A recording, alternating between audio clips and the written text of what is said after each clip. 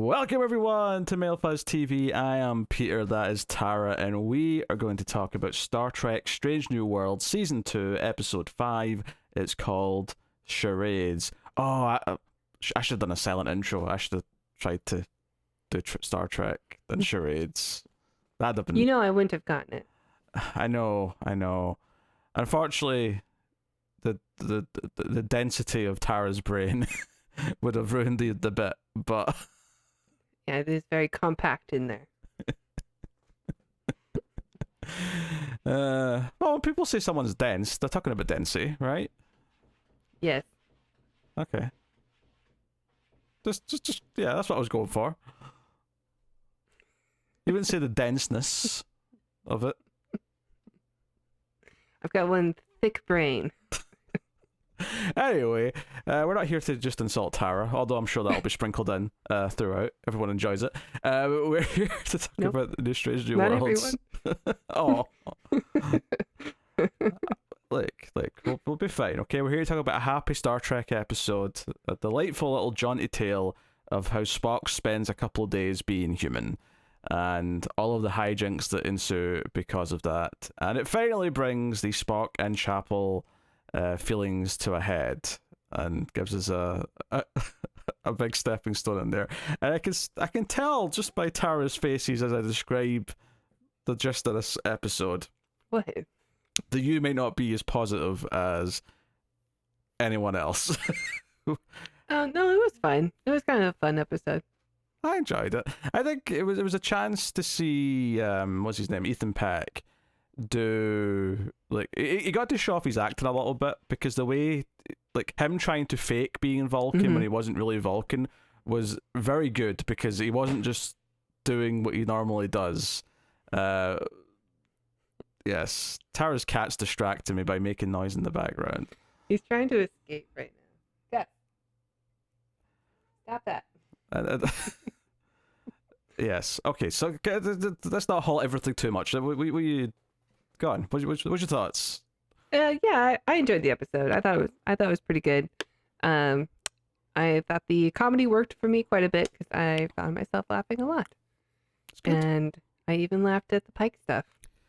Yeah, I think both Pike and Uhura and Ortega's all had similar beats that were really funny, where they all just had moments of glancing because they knew something and they couldn't talk about it in front. Like, so at one point the alien entity's talking to Chapel, and she's like, "Oh, me and Spock are just friends. Please help him." And the entity's like, "That's not a close enough connection to this person for us to like, bother doing anything." Yeah, they're like, "Oh my god, just tell them already." Like, we all freaking know. Yeah, that was funny. As was Pike being excited to serve more of his Vulcan food that he's cooked for the father-in-law. I highly enjoyed the parents on the Vulcan side, actually. Yeah, I think the parents were good. I forgot that Spock's mum in this continuity is surprisingly hot. I was not prepared. You say hot, I say boobs. Maybe to you they're the same thing. She can be both hot and have boobs.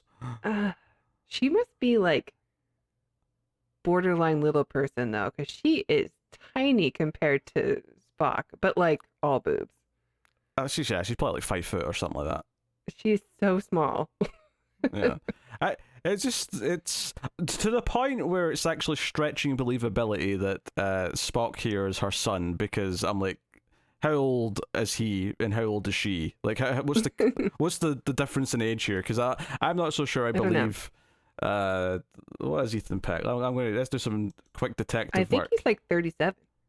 37. Okay, yeah. There's no way she's old enough to be his mum. I mean, he's probably playing younger in the show, but yeah, probably. There's no way. Where's she here?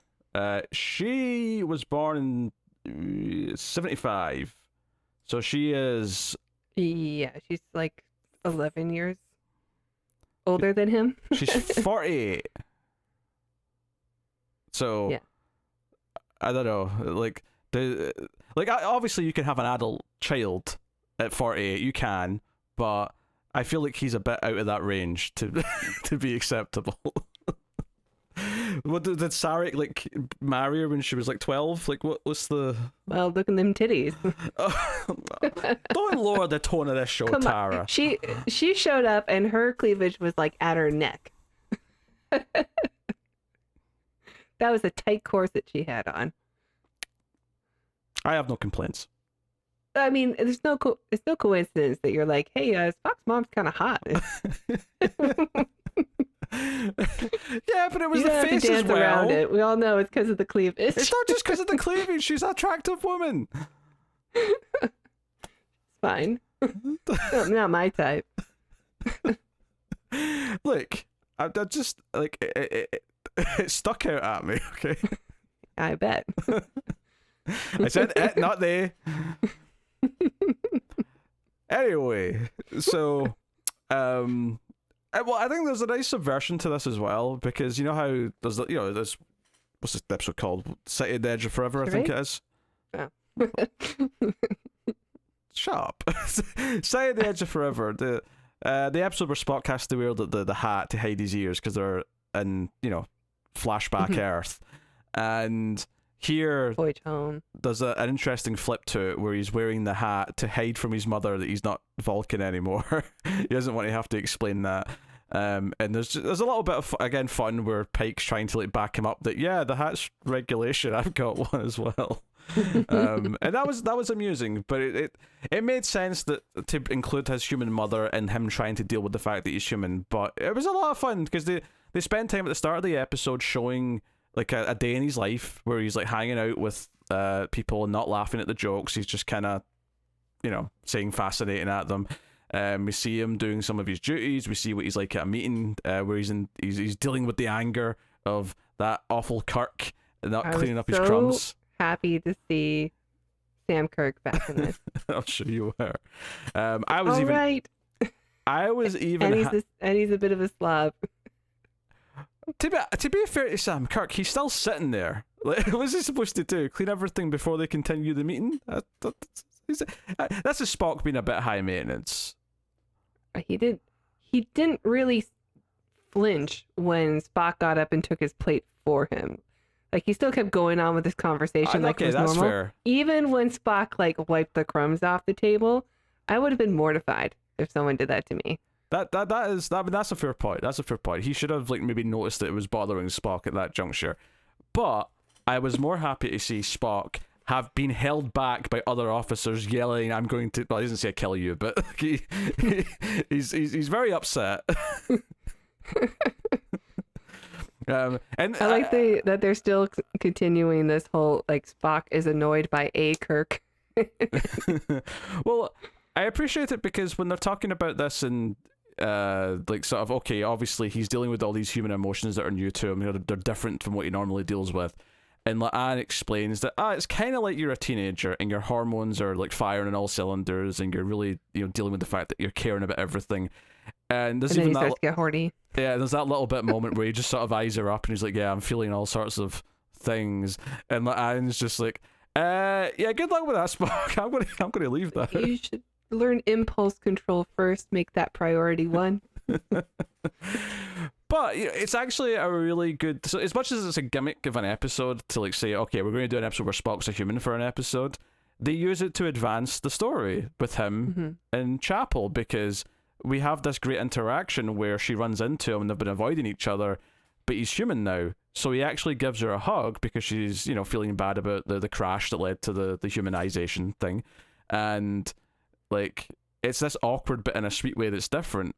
And it pays off in numerous, like there's so many beats throughout that to the end of the episode where it's either Spock and his fiancée, it's Spock and Chapel again, but it's all challenging like the feelings that he's hiding and like dealing with and not confronting, and advances things. And it's even sweet when Chapel's explaining to the alien entity, like, technically this Spock's an improvement because he might actually understand my feelings better and might be more sympathetic to them, and the brief interactions she's had with them are kind of sweet, but she's like, that's not the Spock that I know. That's not actually him. He has to be him still. So I thought that was nice too. I thought it was okay. Like I wanted I thought it was a bit strange where like oh, Spock's going to be human for a day, so he's going to be able to understand like where Chapel is coming from with her feelings, and being able to. I feel like they would have had more interaction with him as a human in order for that to really be justified. You Well, know? I think that's the beauty of it, though, is that No, I don't think it's beautiful. Can I finish the sentence before you disagree with me? No. Because what I was about to say is the beauty of it is that it's not that he just understands her feelings in a couple of days that he has as a human. It's that he understands it from the perspective of his mother, who is a human who's in love with a Vulcan. And when she says, yeah, it's really tough being a human that's in love with a Vulcan. That's the bell that rings for him. That's the light bulb that goes off in his head, where you realize how hard this must be for Chapel dealing with this when it's clear she has feelings for him. It's clear he has feelings for her. That's why it didn't feel cheap to me, is because it was tapping into something that's always been there, and it's him. So the fact that part of this episode is him finally sort of recognizing that his mother being a human and how hard that must be to be with his father, and him respecting that, and like, because he makes a little speech to her about how much he appreciates her, and then that tying into like, oh shit, like Chapel's going through all of this, and all of a sudden I have this context to sort of tie it into. That's why I don't think any of the lessons that are learned in this episode feel like just a cheap gimmick. It feels like, no, the cheap gimmick is fun and has a lot of comedy, but it's being used to kind of actually tap into all the things that are already there. It's actually a fairly smartly written episode from that perspective. I think it's really quite solid. Mm-hmm. Yeah. I would agree. Oh, so now you agree with me? Because I finished my point. No, I agree with that. Okay. Just check. I just didn't think it was beautiful. But I hadn't said what was beautiful yet. I opened the statement by saying this is beautiful, and I went on to explain what the beautiful thing was, because it was beautiful from a writing mechanic. I wasn't saying something was beautiful because it was like, oh, a sweet thing. I was all that sweet mama cleavage. I was So beautiful. I was saying some writing was beautiful. That's what I was trying to say. Okay, yeah.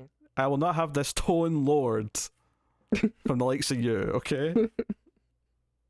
I enjoyed the episode very much. I thought it was good, and I was a little bit worried after the first interaction of like Spock with all the human characters. After the change, it was just a little bit too much. I'm like, I don't know if I can handle much more of this. But they brought in a new story element of like, oh, we have to have the dinner. Yeah, he has to pretend to be Vulcan to like her parents and even his fiancée, which is another big plot point, is that she's upset with him because he couldn't feel that he could tell her that. And it's actually a very valid credit, even though Spock's the character we follow and we care about, and she's the guest star. Like, her criticism was like, but you didn't feel like you could tell me and that I could be in on it with you and like help you like deal with it, is a very, very valid, criticism. And especially the point where she says, but like everyone here was helping you. You trusted everyone on your crew. Which is just kind of pointing out that he's so much more married to the crew of the Enterprise than he is to his fiancée that he's supposed to be, devoting his life to. Yeah. So I thought that was good. T'Pris was correct. Yeah, I mean, our mother was a bitch. That's just, she was, she's an awful person, right? Just I don't like that word, but yes, she totally was, and I loved it. I've always said it because it's accurate. I loved it. I love that she is clearly the pants wearer in the relationship with her husband, and he is okay with that. He just wants to try some more Kirk's cooking. He's excited to try, which I did enjoy that element as well. I mean, I know you always like to complain about Kirk liking to cook for people, but it's just clearly something. Oh, sorry, Pike. Sorry, I'm saying Kirk. Sorry. Freudian Trek slip. Did you want it to be Kirk? No, I did not have any complaints about it being Pike. Okay. But no, I like that this is something that he, like, it's called upon here because we know he does it. So it's not just like, oh, he's cooking again. It's like, no. Spock's trying to like learn from him because he has to cook something for this dinner, and Pike's helping him out. And there's like the comedy stuff where he's like smelling the bacon for the first time, and he's like, didn't like that also. Spock does not eat meat. It does if you can smell it properly. He does not eat meat. That is, they do not eat animal products. That is against canon, and I don't like it. Is that actually canon? Is it canon that Vulcans eat animal products? Yeah. Remember there was a scene in the original series where Spock is like not himself and he eats meat and he enjoys it. Okay. And then he gets mad at himself for consuming it. Maybe Pike's neglected to mention that it's that bacon comes from pig. or maybe it's from the replicator. Spock. Yeah, but what if it's from the replicator though? It's not made from actual meat. Yeah, I guess that would be okay. Yeah. Although, as he quickly learns, that'd be lab-grown meat, and that'd be all right. Yeah. But I don't think that he would enjoy it because Vulcans don't eat animal products. Well, But I guess maybe he enjoys it because he's human. That's a good point. He's human in this scene. He's not Vulcan right now. And humans love bacon, which I guess was the point of that. Well, the point was that he eats too much and feels nauseous immediately, and Pike's trying to. It's just a little comedy beat. Yes. I did really like that they brought up that Vulcans do not enjoy the smell of humans, which is a thing that comes up in Enterprise when there's a Vulcan on board the ship, and the smell of humans is the thing that she finds nauseating, and she's still like trying to get used to, much like Spock, who obviously spent a lot of time with humans, but not in a confined space, maybe for a long period of time. Yeah, well, he probably has a better acceptance of it just because he is half human. Like he's probably more tolerant because of that, I would suspect. I enjoyed that came back up. No, I think the scene works because, again, it's tapping into this idea that because his emotions are all unleashed, he is like a teenager and that everything's abundant. Everything's like no, there's no limits on anything. He's just like binging on all his feelings. He's literally binging on the baking. Like he can't control himself. Like that seems control. So again, it's a comedy beat, but it's still helping tell the story of what he's going through here, and then that actually sets up the drama of the engagement dinner, because the entire point of that is that he's unlocked everything, he's letting everything flow, all the juices are going everywhere. But wait, what are we talking about? His emotions, right? Okay. But then, of course, it flips because it's like, oh no, now you have to pretend that you're Vulcan again. So by showing just how unleashed he is with all this stuff, the second it's like, oh no, you have to like hold it all in now, and now it's difficult because you're not. And that leads to even more good comedy stuff. I love the scene of the three ladies, like, or maybe four of them, I can't remember if it's 3 or 4, but they're telling him how to speak like a Vulcan, and they're all like doing parts of the impression. And Ortega's, by the way, has the eyebrow down. Yeah, there you go, like that. Very good. Years of practice. But I enjoyed that though, because it was them all poking fun at him and him getting to be like, I really sound like that? Really? That? I think the comedy all works because it's playing on like typical Spock stuff, Yeah, I mean, and it makes sense. Not only is he like having an adolescent thing, but we already know that it was difficult for him as a half Vulcan to keep his human emotions down. So the fact that he has no Vulcan part to leave keep those emotions down, they're just, juices flowing everywhere. Yes, exactly. So yeah, just to set up some context for this, so they show us a little bit of Chapel's day at the start of the episode because she is getting ready for this test to maybe go into this medical archaeology course with some Vulcans, and she's got the interview soon, and it shows you her training, it shows you her like basically studying with her friends, that kind of thing, but effectively avoiding Spock, and then it shows you Spock doing Spock things where he's just being stoic, he's not laughing at jokes, all that stuff. And the big sort of like thing where it comes together and it's kind of funny, it's like, oh, by the way, you've got a passenger on this little trip in the shuttle down to here because Chapel has to go and do a thing. So that puts them in effectively a box together where they're forced to kind of actually... The most dangerous box in all of Starfleet in Star Trek lore. A shuttlecraft. Because it always gets into trouble. Always. Yeah. Yes, who could forget Picard and Wesley Crusher trapped alone in a shuttle for many hours? Yep, it's true. This happened. I think he almost ate Picard. But they go down and there's like a vortex thing, and it becomes a bit of a crisis. They get sucked in, and he's changed because these alien entities from this other dimension, like, they feel bad. Oh shit, that's our fault. They get sucked into this vortex that's ours, so we'll fix them up, right? And they've basically incorrectly assumed that there's something wrong with Spock because he doesn't match Chapel, like, biologically. So they make him human, and that's, so Chapel spends the rest of the episode trying to, like, reverse that, which leads her to ultimately grabbing some of the others to go on the shuttle and try and, like, ask for help from these beings, which leads to the fun bits with Ortegas and Uhura, where they're asking for help and trying to, like, explain, and she's refusing to say what she really feels about Spock, to try and dance around it, which is upsetting them, because it's like, just tell her, just get on with it. So that's like the plot reasons for everything happening in the episode. But then the other side of the plot, of course, is the fact that Spock's fiance, like, needs to do this engagement dinner with her parents. They've got a whole ritual where the in-law mothers, like, tell the spouse to be, like, everything that's wrong with him. So her mother tells Spock everything she hates about him, and Spock has to sit and listen to it as a human, and not get upset. Which leads to a fantastic little moment where he excuses himself after the scene. He keeps a straight face, he goes into the room and screams into a pillow and, like, does some kicks in the air and punches the wall. The air punching got me good, yeah.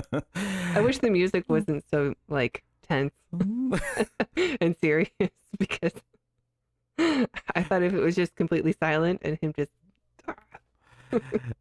punching in rage would have been funny. But I got that, and again, that tied in nicely to this idea that it's like, hey, like, you're so offended by me being half human. Does that mean the fact that my mother, who's a human, is here offends you? And if so, I do kind of have a problem with that, which ultimately leads to Spock making I do think it's very interesting that Spock makes the choice to reveal that he's human right now to everyone in the room after he's Vulcan again. His ears haven't grown back, obviously, because he takes the ears off and shows them, but he's talking like himself again, and that's why the performance is good. The performance is really good, because as soon as Chapel injects him with that cure, it's like he just, it's like Superman and Clark. It's like Christopher Reeve and Superman, where he switches from Clark Kent to Superman. He just, like, ridgens up and immediately starts talking like he does when he's Spock. Now, does he talk like Leonard Nimoy? No, we've always said he sounds different to him, obviously, but he sounds like his version of Spock immediately. No, I mean, this version of Spock is very jokey, like, from the beginning.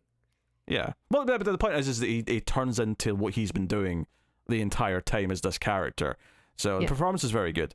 But I do think it's interesting that he makes this choice, like, almost when he's, like, mature again, to, like, process all the emotions that he's been kind of, like, struggling to deal with when he was human, and he's able to sort of, like, tackle them in a more, I guess you could say it's a more logical way, but at the same time it kind of feels like he's also just handling them in a mature way as well, as opposed to just being the logical thing to do, where he's like, no, like, if you have a problem with my mother, then I'm going to, like, say something here. Like, I'm half human, that's part of who I am, that's who she is, and if that offends you, then, get stuffed. Basically, that's not what he says, obviously. I'm paraphrasing a little bit, adding a bit of colour to the sentence. Yeah, no, he's just defending his family, which I think even the T'Pring would agree is a good thing. Yeah.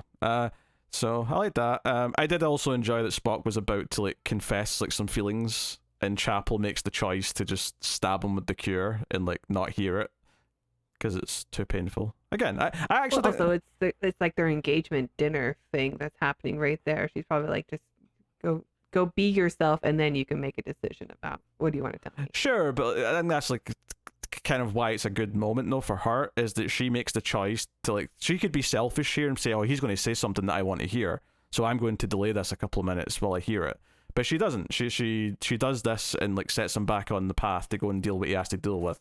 And she doesn't know he's going to, like, make any other decisions afterwards. Obviously, yes, they decide to go see each other at the end of the episode, which leads to some smooching, but Pond far in that quarters tonight. Ayo. That was such a nerdy joke. You're such a nerd. I'm here. I'm here. But yeah, I thought all the character beats here made a lot of sense. I thought they built up like the idea that he suppress, because he literally, I mean, Vulcans always suppress their emotions, but he is literally suppressing feelings for someone. So it feels more baked into who the character is. And this episode is designed to make him feel things in a different way, which leads him to make some decisions. So it feels like he's grown by the end of the episode. Honestly, I think this is like, you know, from a writing perspective, this is everything you want to do with a character in an episode. Mm-hmm. Yeah. No, it was a good one. I enjoyed it.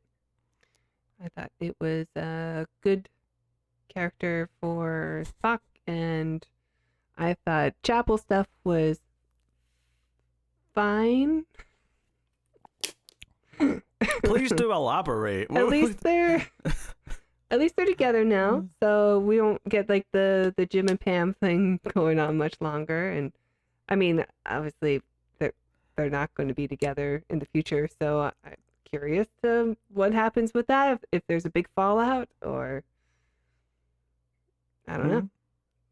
What did you think of her being turned down for her course, and she tells that Vulcan to shove it? Effectively, I think that was the right decision. Does that happen before they hook up? Yeah, because the hooking up's at the very end of the episode. Yeah. Obviously, it was the right decision. I know sometimes Vulcans can come off as pricks, but as Spock has said, they can come off as jerks.